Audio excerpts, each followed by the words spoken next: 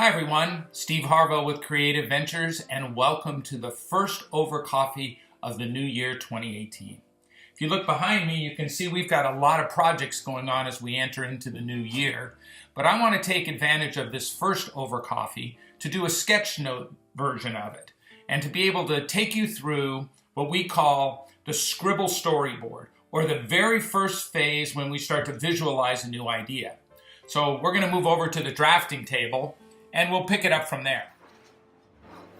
Well, we're going to walk you through a real-time sketch note, and this is a very preliminary draft sketch note, and what we do is we call these scribble notes, and they kind of have this symbol at the top, which is a squiggly line towards an X if X marks the spot.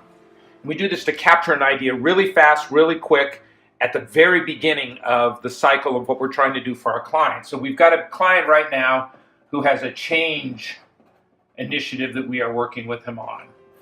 And the change initiative is driven by two key elements: control and energy. So change only happens with those things that you can control, that you can actually change, and the amount of energy you want to put into that controlled item that you're changing. Those are the only two pieces that drive the beginning of change. So we were trying to figure out a way to explain it, and so I thought we would use matter and its different ways it changes, because as you know, I'm a scientist and I always yield to science. So let's take water as an example and be able to say, here's how we're going to handle the water aspect of it. Water comes in all three states of matter, and it changes to all three states of matter. It comes in liquid, which is basically just water, freeze it to a solid, and it becomes ice. Heat it, and it becomes steam or gas.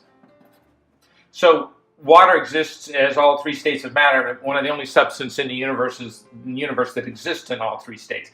And if you want to change either of those states of matter, it involves control and energy.